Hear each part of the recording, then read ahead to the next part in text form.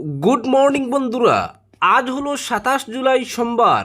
আজকের সকালের বিশেষ বিশেষ খবর হলো উদারবন্দের রড কারখানায় ভয়াবহ বিস্ফোরণে নিহত 4, আটক ম্যানেজার সহ 4, তদন্তে ফরেনসিক দল।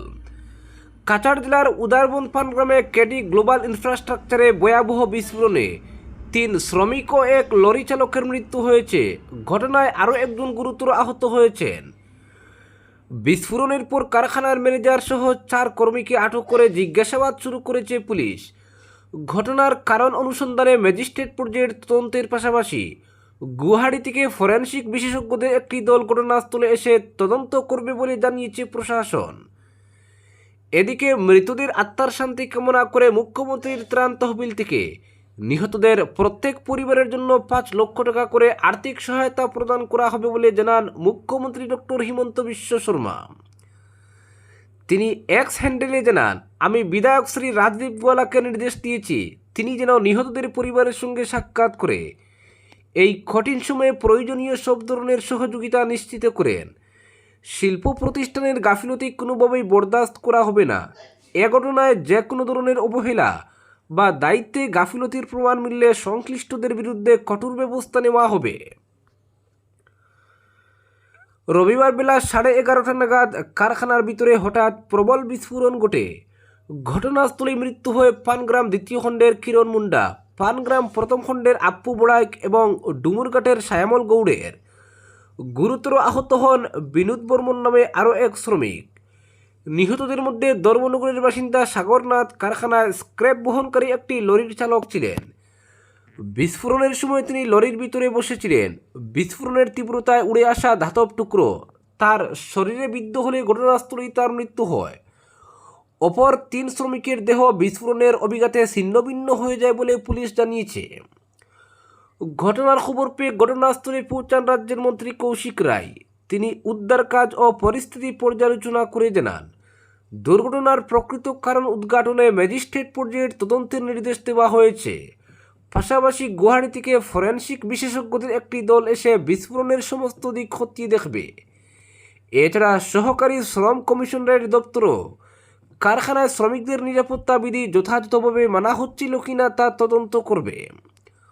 মন্ত্রী জানান, এ বিষয়ে তারা মুখ্যমন্ত্রী হিমন্ত বিশ্ব শর্মার সঙ্গে কথা হয়েছে। রাজ্য সরকারের পক্ষ থেকে নিহত 4 জনের পরিবারের প্রত্যেককে 5 লক্ষ টাকা করে আর্থিক সহায়তা প্রদান করা হবে। পাশাপাশি কারখানা কর্তৃপক্ষের কাছ থেকেও অতিরিক্ত ক্ষতিপূরণ নিশ্চিত করার উদ্যোগ নেওয়া হবে বলে তিনি জানান। এদিকে ঘটনার পর কারখানার ম্যানেজার অমিত চন্দ্র জাহাঙ্গীর, নিরাপত্তারক্ষী সহ মোট 4 কর্মীকে আটক করেছে পুলিশ। তাদের জিজ্ঞাসাবাদ চলছে।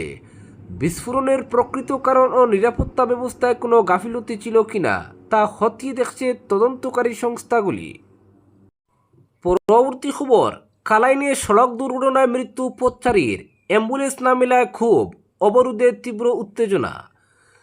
কাছাড় জেলার কালাইন এলাকায় এক মর্মান্তিক সড়ক দুর্ঘটনায় 1 পথচারীর মৃত্যু এবং 2 মোটরসাইকেল আরোহী গুরুতর আহত হওয়ার ঘটনায় রবিবার রাতে ব্যাপক চাঞ্চল্যের সৃষ্টি হয়েছে। দুর্ঘটনার পর দীর্ঘ সময় সরকারি অ্যাম্বুলেন্স না পাওয়ায় কালাইন হাসপাতালের জরুরি স্বাস্থ্য পরিষেবা নিয়ে তীব্র ক্ষোভ প্রকাশ করেছেন স্থানীয় বাসিন্দারা। ঘটনাকে কেন্দ্র করে পরে শিলচর কালাইন সড়ক অবরোধ করলে দীর্ঘ যানজটের সৃষ্টি হয়।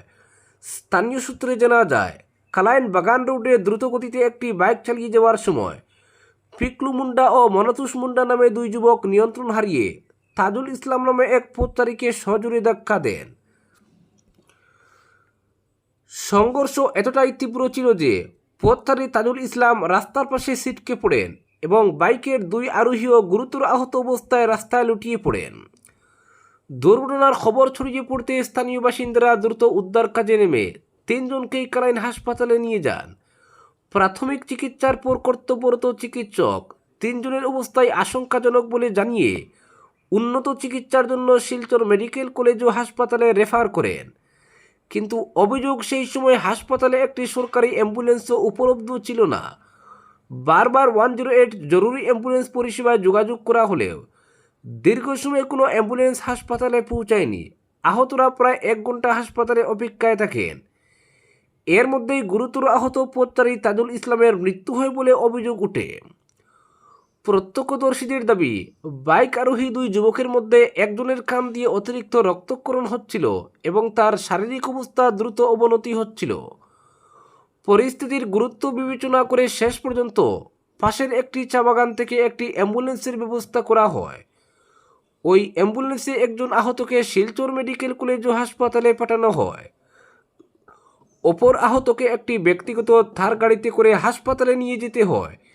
এই ঘটনায় কালাইন হাসপাতালের জরুরি স্বাস্থ্য পরিষেবা নিয়ে প্রশ্ন উঠেছে। স্থানীয়দের অভিযোগ, জরুরি মুহূর্তে সরকারি অ্যাম্বুলেন্সের অনুপস্থিতি অত্যন্ত উদ্বেগজনক এবং সময়মতো চিকিৎসার ব্যবস্থা হলে হয়তো একটি প্রাণ বাঁচানো সম্ভব হতে পারত। ভবিষ্যতে এমন পরিস্থিতির পুনরাবৃত্তি রোধে স্বাস্থ্য বিভাগের দ্রুত হস্তক্ষেপ ও পর্যাপ্ত অ্যাম্বুলেন্স পরিষেবা নিশ্চিত করার দাবি জানিয়েছেন এলাকাবাসী। অন্যদিকে তাজুল ইসলামের মৃত্যুর খবর ছড়িয়ে পড়তেই তার পরিবারের সদস্য ও গ্রামবাসীরা ক্ষোভে ফেটে পড়েন। তারা শিলচর কালাইন সড়ক অবরোধ করে বিক্ষোভে সামিল হন। বিক্ষোভকারীদের দাবি, জেলা প্রশাসনের পক্ষ থেকে জেলা কমিশনার অথবা কাটিগড়া সার্কেল অফিসার ঘটনাস্থলে এসে আশ্বাস না দেওয়া পর্যন্ত তারা মৃতদেহ গ্রহণ করবেন না। সড়ক অবরোধের জেরে দীর্ঘ সময় ধরে শিলচর কালাইন সড়কের উভয় পাশে শত শত যানবাহন আটকে পড়ে সাধারণ যাত্রীদের চরম ভোগান্তির সৃষ্টি হয়। পরিস্থিতি নিয়ন্ত্রণে আনতে ঘটনাস্থলে পুলিশ মোতায়েন করা হয়। প্রশাসনের হস্তক্ষেপে পরিস্থিতি স্বাভাবিক করার চেষ্টা চললেও ঘটনাটি এলাকা জুড়ে ব্যাপক আলোড়নের সৃষ্টি করেছে।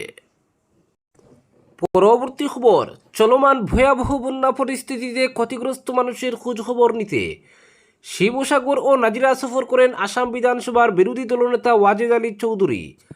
তার সঙ্গে ছিলেন দক্ষিণ করিমগঞ্জের বিধায়ক আমিনুর রশিদ চৌধুরী সহ কংগ্রেসের একাধিক বিধায়ক।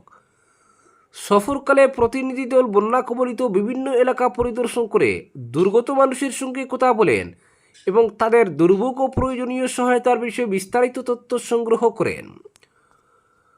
পরিদর্শনে দেখা যায় বিস্তীর্ণ এলাকা এখনও জলমগ্ন, বহু পরিবারের ঘরবাড়ি ক্ষতিগ্রস্ত হয়েছে এবং অনেকে ত্রাণ শিবির কিংবা নিরাপদ স্থানে আশ্রয় নিতে বাধ্য হয়েছেন।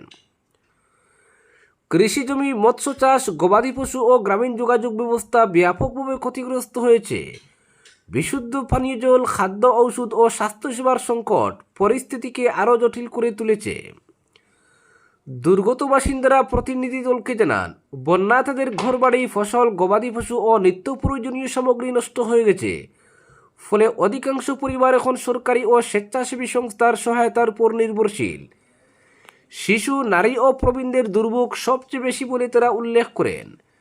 বিরোধী দলনেতা ওয়াজেদ আলী চৌধুরী বলেন, দুর্যোগের সময় মানুষের জীবন ও জীবিকা রক্ষা করাই সর্বোচ্চ অগ্রাধিকার হওয়া উচিত।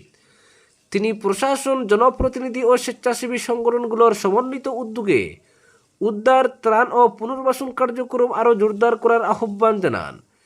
বিশেষ করে দুর্গম এলাকায় দ্রুত নৌকা, চিকিৎসক দল, খাদ্য ও বিশুদ্ধ পানীয় জল পৌঁছে দেওয়ার উপর জোর দেন। প্রতিনিধি দল স্থানীয় প্রশাসনের সঙ্গেও বৈঠক করে ত্রাণ ও উদ্ধার কাজ আরও গতিশীল করার আহ্বান জানায়। সফর শেষে নেতৃবৃন্দ বলেন, বন্যা কোনো রাজনৈতিক বিষয় নয়, এটি একটি মানবিক সংকট।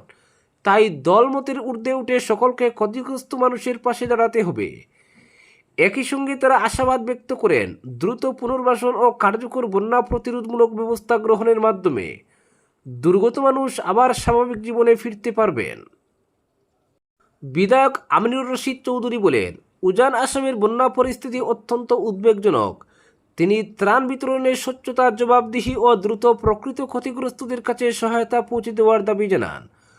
পাশাপাশি বন্যা পরবর্তী পুনর্বাসন, কৃষকদের ক্ষতিপূরণ, ক্ষুদ্র ব্যবসায়ীদের সহায়তা, ভেঙে পড়া রাস্তা, সেতু ও বাঁধের দ্রুত সংস্কার এবং দীর্ঘমেয়াদী বন্যা প্রতিরোধ পরিকল্পনা গ্রহণের উপর গুরুত্ব আরোপ করেন।